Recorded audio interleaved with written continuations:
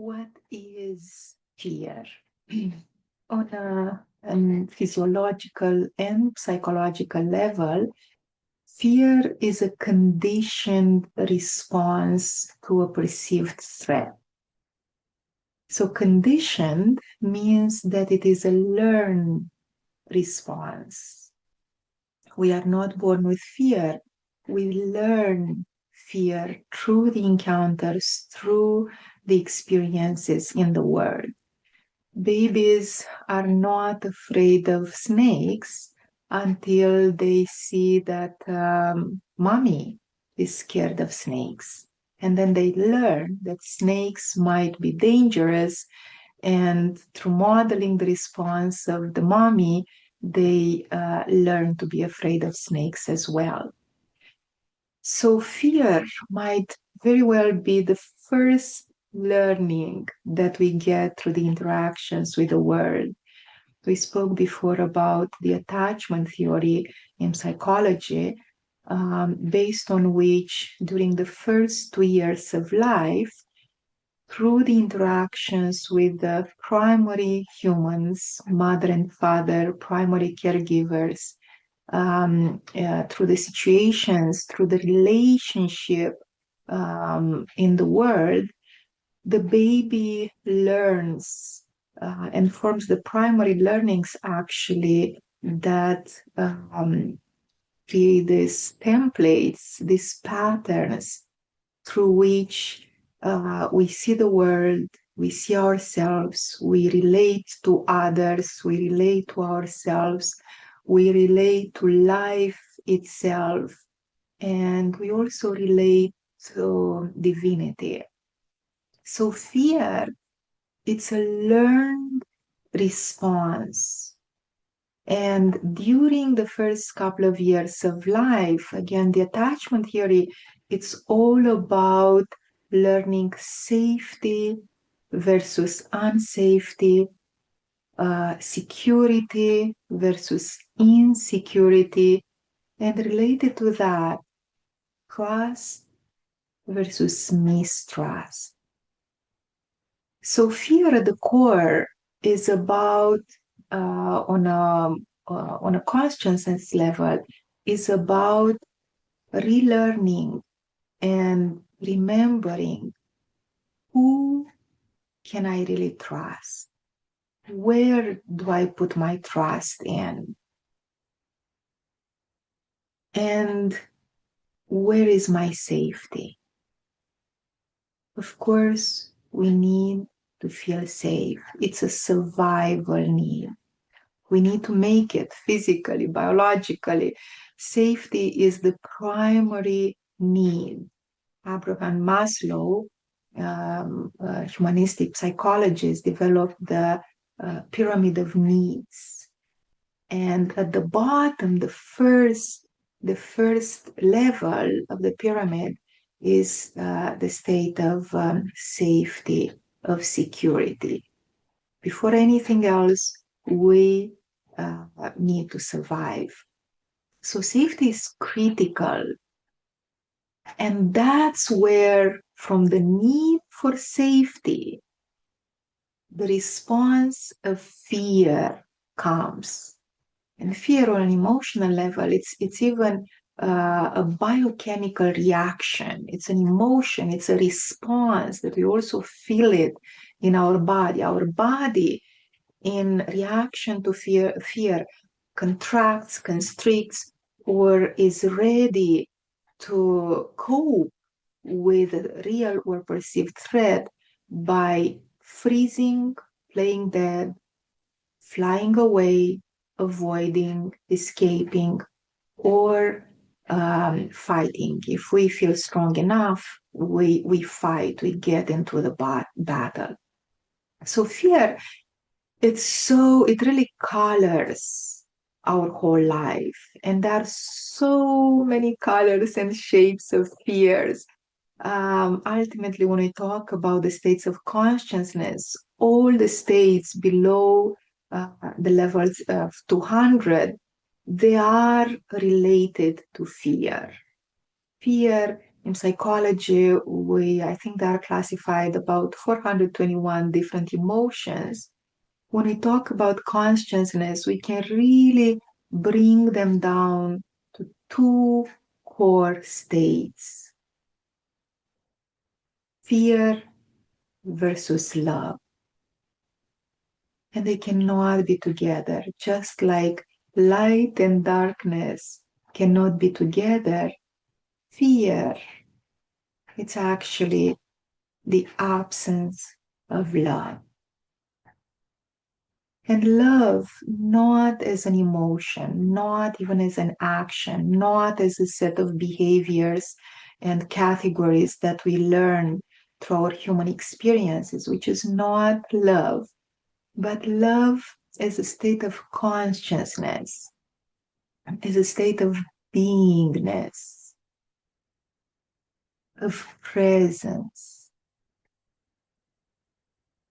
The presence, the beingness within us of love itself. And that state has tremendous power. It's beingness, love itself. And in that presence, there is complete safety.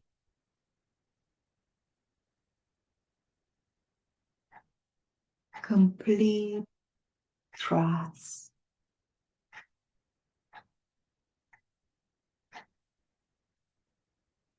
Is the isness of all. It's like the presence of sun itself, being one with the sun. And in that presence, in that state, through our life, through our field of energy, nothing can really touch us. And not only it cannot touch us, but there is no threat. There is no danger. Being in this I amness, that it's all encompassing, all expansive, expanding, open, open, open, open to infinity. This is the state of love as a state of presence, of beingness, versus fear. Fear is constricting. Fear is making us small. It makes us want to hide, to escape, to sometimes even be invisible, because everything around is perceived like danger. And fear is a state of consciousness at level 100, is in the domain of perception versus seeing in truth. So fear responds to what we perceive as threatening rather than what is in that moment threatening. So under the levels of 200, It's important to remember that we are not able to see in truth. We perceive, we interpret, we make stories, we construct different thoughts, different scenarios. And that's why fear is very much about projection into the future.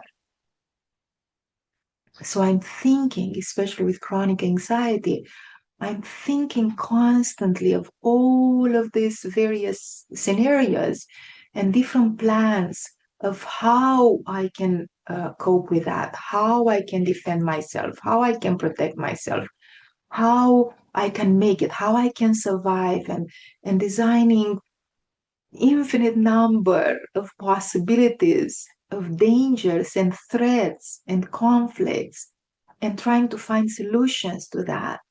But all of those are just projections.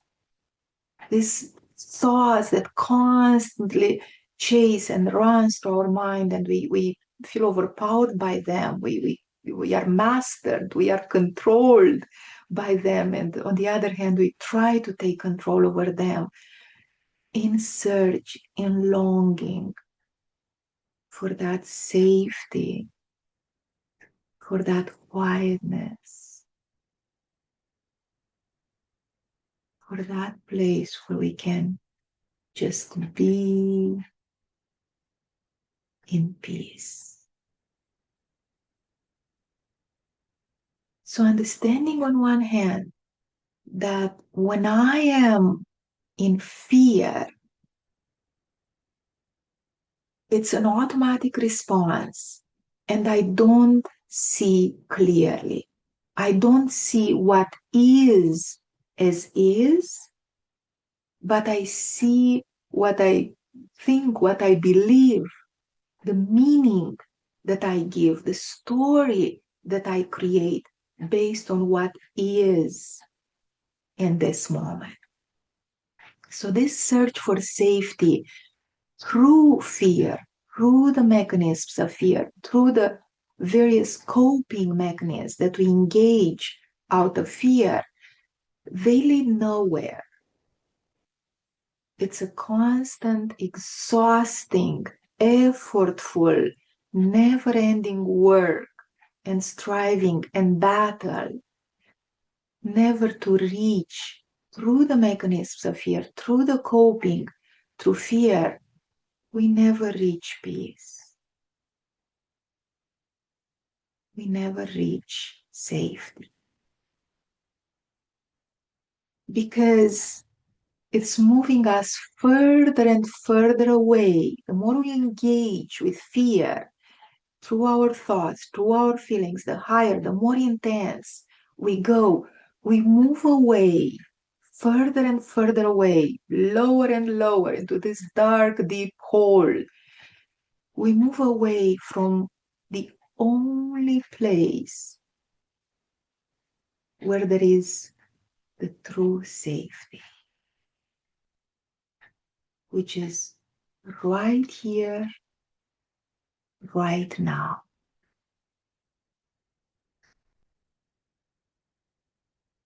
So every time when we engage to our thinking, to our thoughts, into stories, whether about the past or about the future, we move away, we float away from the only place that is real, which is right here, right now, in this moment. Whatever it's not in this present moment is just a story, it's just a fantasy. Movies out of movies, miscreating through the power of our imagination, miscreating our most hellish, terrifying experiences. So it's very important to distinguish this because with chronic anxiety that has so many colors and forms, and we talk about generalized anxiety. We talk about obsessive compulsive disorder. We talk about post-traumatic stress disorder, which is a response to past traumatic experiences, fearful experiences. We talk about eating disorders. So in psychology, all of these are under the same umbrella of fear, anxiety. And anxiety, again, it's chronic engagement on a fear level, threat level, with something that is not here, but it's imagined. So anxiety and fear, again, it's a chronic state. It's not how I respond to the tiger that is right here in front of me now. It's what I think of the tiger and how I would react and how I would cope with that if ever a tiger will come in front of me. So fear is also, when I say it's a learned response, it's also an evolutionary learned response. We carry through our genes as humans, we carry the response of fear because, again, the need for protection, the need for survival, for safety. So, with a state of fear, and again, when we talk about states of consciousness, we don't talk about just emotions, emotional responses here and there, like the weather. We talk about states of beingness, of chronic, pervasive state of where I'm living in, is the house that I occupy for a long time in my life. So whether it's a real danger or most of the time, as Mark Twain used to say, I've been through many, many, many dangers and troubles in my life, but 99% of them never happen. And this is another important distinction that it's essential to understand. So the difference between feeling unsafe and being unsafe. So with fear is I don't feel safe. I feel I'm in danger. And most of the time, that feeling doesn't connect to the actual danger with being in danger right now. But because the fear response, it's so ingrained, it's so practiced, it's so learned, I have difficulties feeling safe even when I am the safest of the safest. When when I'm in the perfect place, perfect environment, nobody is attacking me in any way, nothing. I am completely safe, and yet I have difficulties feeling safe. And my mind engages again with this fantasy stories, scenarios about perceived danger, about potential danger. So with fear actually, again, coming from the past as a response to the past experiences, what we are trying to do, we are trying to prevent and respond better, in a better way, to past events. We are afraid of never experiencing again what happened bad before, or responding, being better prepared to something bad that happened, but it's already in the past. It's already in the past. We are creating perfect solutions for something that is no longer there.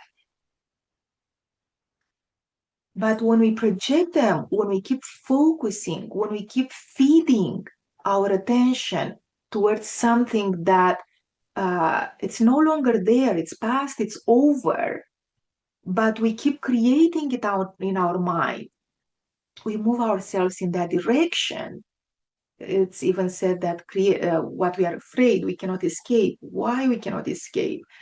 Because it doesn't chase us, but we chase it. We follow it. We go in that direction. Where we look is where we get. If you ever ride a bicycle, you know concretely that wherever you put your attention, your vision to, that's the direction that the bike is going to take. So we create based on what we hold repeatedly in our consciousness. If we are in fear, we create more fear when there is no danger in the present, and we create scenarios, we create situations based on where we look, because our mind does not perceive the no. Don't think about a bad elephant. Don't put your fingers into the socket, electrical socket. Don't do that. The mind goes straight into after the don't, after the no. Don't think of that. Don't think of what you are afraid. Don't think of bad things. Don't think. But in the meantime, the don't is disregarded. The no is disregarded. And our focus goes again and again into what we don't want. When it's about others, actually, fear, it's a prayer in reverse. We pray. This prayer to work, it's connected. It has to be connected with the embodiment of the affect, with strong feelings. Fear is connected to very strong, intense emotions. If you know about the formulas of manifestation, we don't just think about what we desire. We need to bring that wish into the feeling as if it has already happened.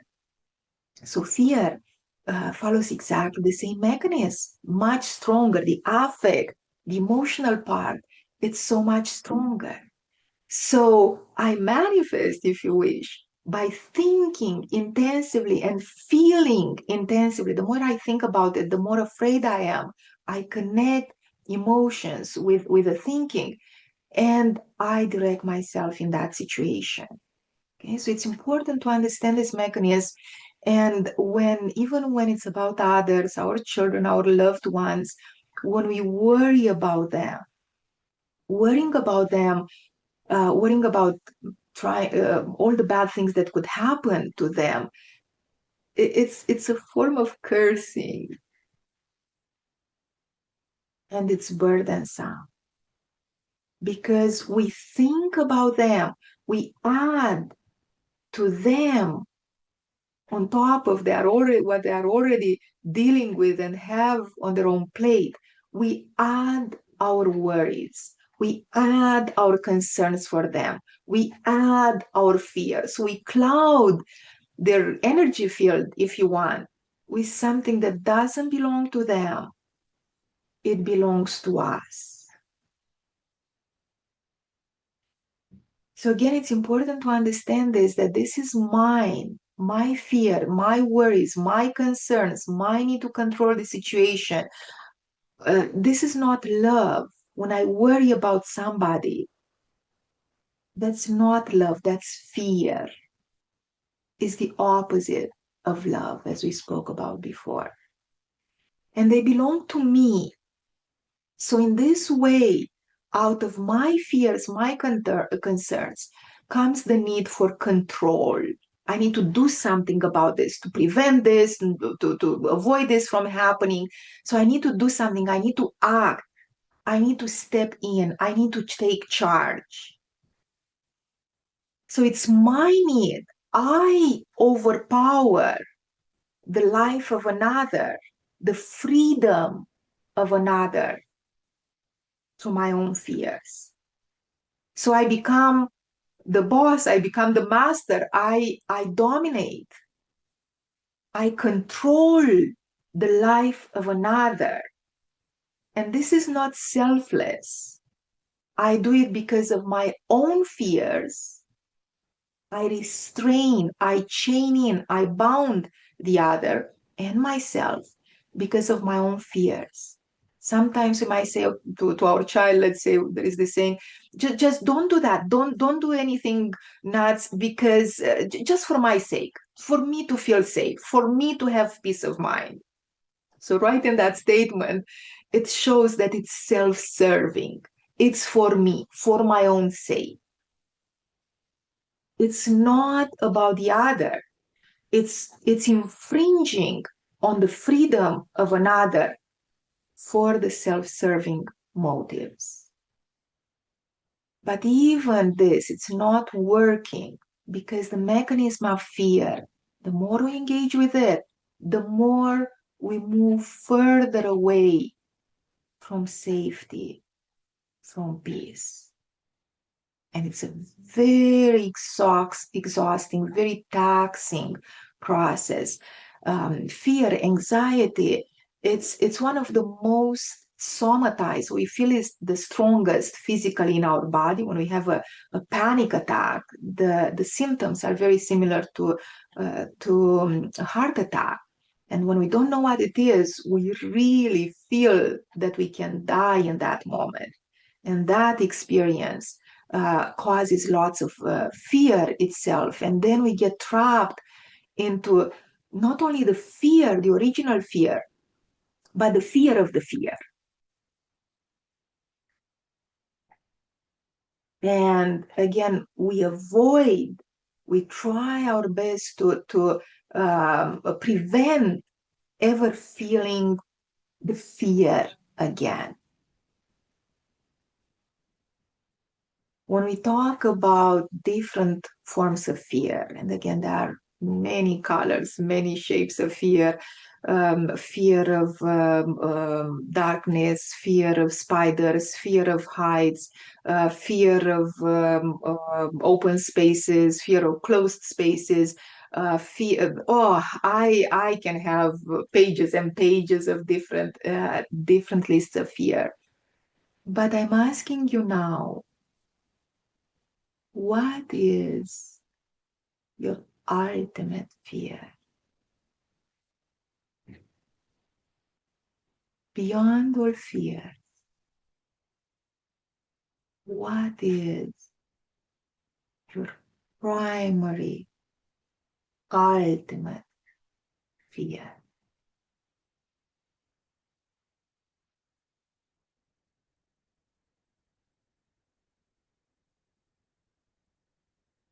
And notice who is on that throne.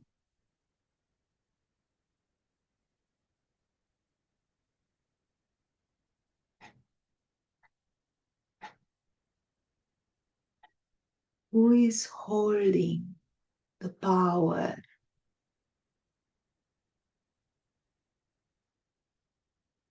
Who did we give our own power for the price of safety?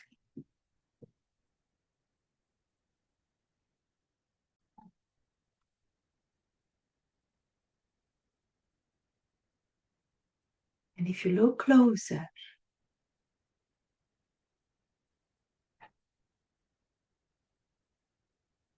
the answer of who or what is on that throne is what we might call the ego. The real name of ego is fear itself.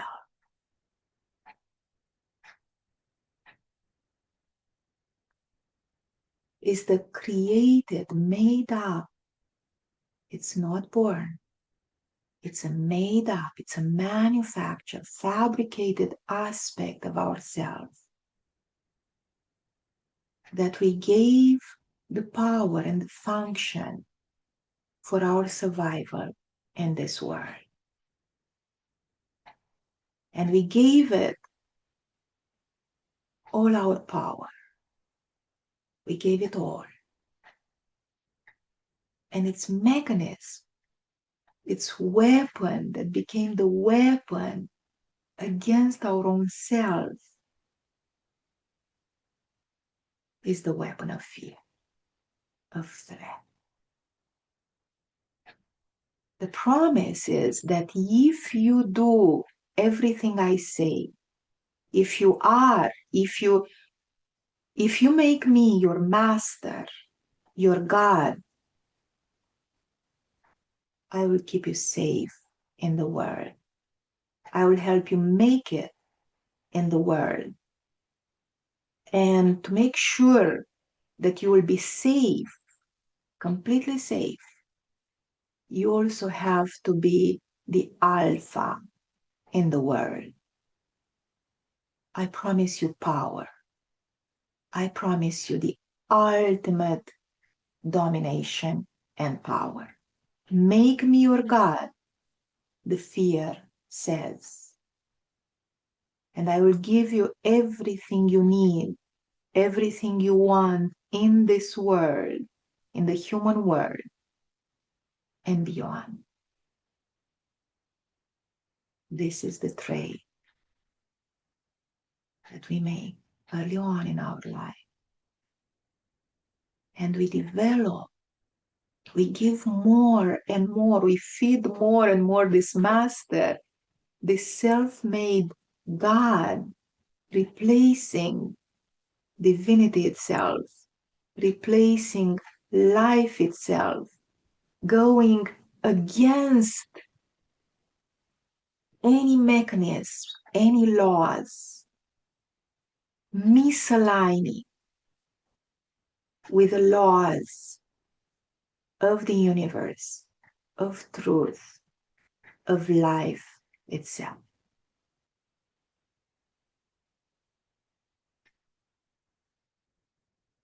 So we embark into this miss to the point of missing the whole point. Misalignment, miscreation, mistrust, misunderstanding, misinterpretation.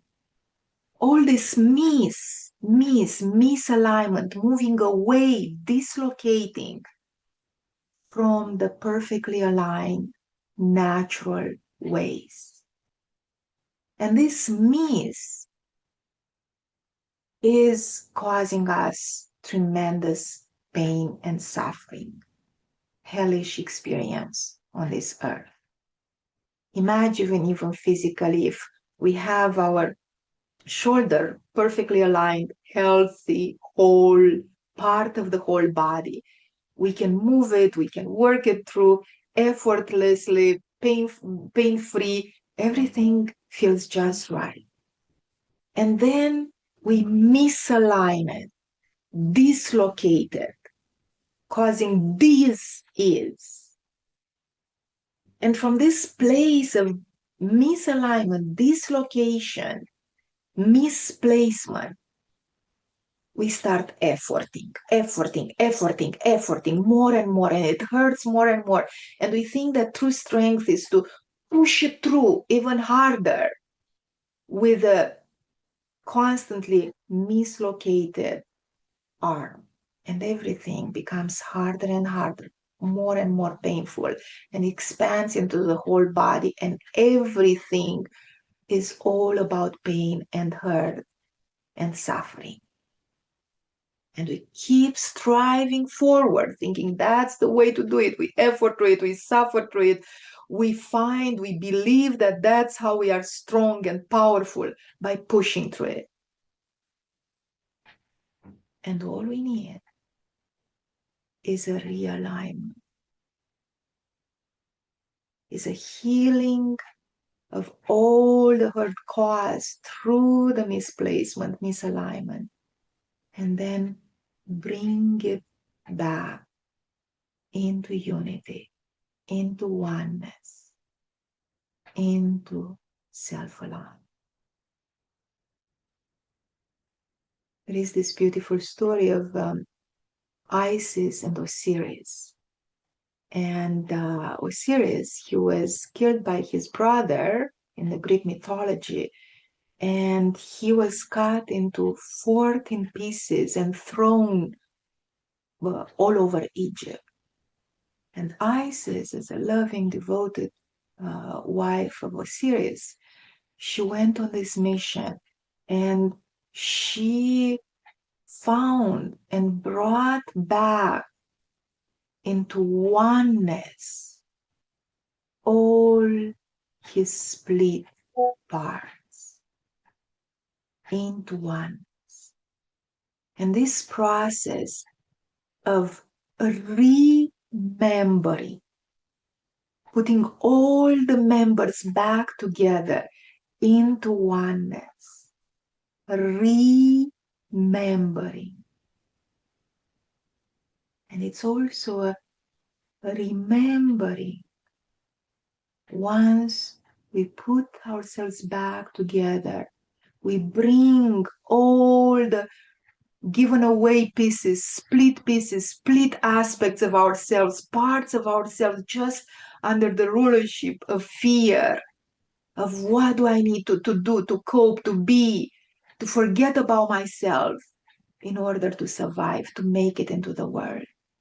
So then we make the U-turn process, finding and bringing all our parts, our aspects back together, realign into oneness, into wholeness, into remembering through our memory this time of who I am in truth as I was created to be.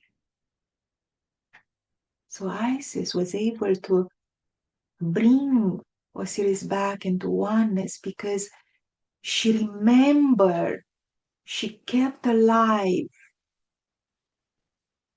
his view of what he was originally in truth. And she put that together. So this journey of remembering, realignment into oneness, into wholeness, into the alignment that follows the vertical, natural ways of and laws of being, rather than the man-made laws, man-created artificial rules and laws misaligned from the natural laws that are at the core of our perpetual suffering in this life. So coming back from fear, which is perception, it's blindness, it's projection, it's story making, coming back to truth. So where do we find true safety? The only place where there is true safety, true complete security is right here, right now. Down from our thoughts, down from our thinking, down from our stories, down from whatever emotional reactions, right here, right now, in stillness.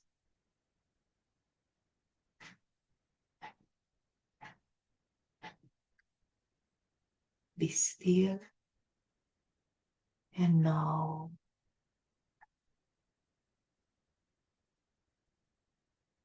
that I am. That I am one with safety itself.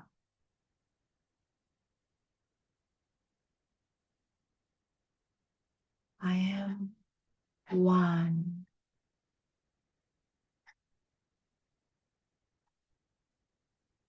with peace itself.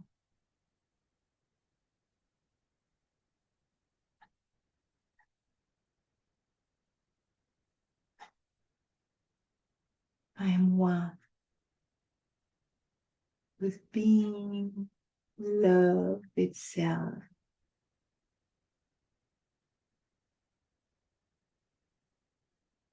I am present. So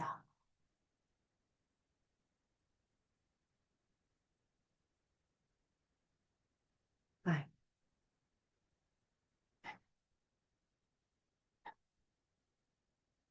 So be it.